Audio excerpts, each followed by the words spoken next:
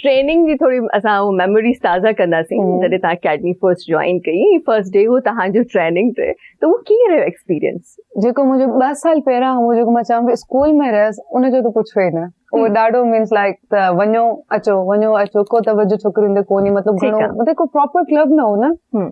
तॾहिं मां club start कयो 2020 में कयो। हा क्लब स्टार्ट कयो उते वियसि मां 6 महीने जी रुगो ट्रेनिंग कई ऐं उन में मूंखे हिन नेशनल खेॾायो। सर आयो सर पुछो तूं नेशनल खेॾी थी? मां चयो अम्मी खां पुछो मां तव्हांखे ॿुधायां थी। अम्मी खे पुछा अम्मी चयो त तूं एक्सपीरियंस तूं वठ ऐं भलो थी वेंदो। मां चयो ठीकु आहे मां वठां थी। मां सर खे हा चयो। उन 6 महीननि में मूं ट्रेनिंग कई।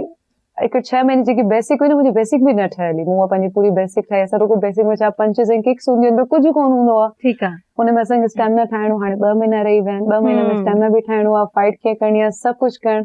ऐं जॾहिं असां फाइट्स कंदासीं न हुनमें इंजरीज बि थींदियूं उनखे बि रिकवर करणो आहे। हाणे उहो सभु कुझु मां कीअं कयां 6 मंथ आहे स्टार्टिंग जा मंथ त मां कीअं कयां जीअं तीअं करे मुंहिंजो पहिरियों नेशनल में तव्हांखे थोरो नेशनल जो थी ॿुधायां त मां नेशनल में वियसि।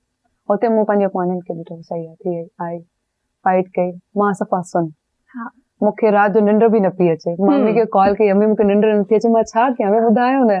अम्मी चयो बाबा तूं चुप करे फोन साइड ते रखे सुम्ही पई इज़ी कर। मां सुबुह जो 5 बजे सुती आहियां 7 बजे असांखे निकिरणो रेडी वेडी थी। ठीकु आहे। त असां निकितासीं।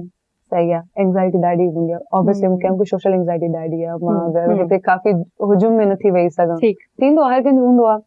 हाणे मुंहिंजो टेडेक्स जो थियो हुते मां नर्वस थी वई मुंहिंजो फर्स्ट टाइम हो त उहो थियो। ठीकु आहे हाणे ॾिसां थी त मां बीठी आहियां हेॾा सारा माण्हू बीठा आहिनि मुंहिंजा टीचर्स बीठा आहिनि मुंहिंजा टीममेट्स बीठा आहिनि सभिनि उमेद लॻाए वेठा त हीअ जीतंदी।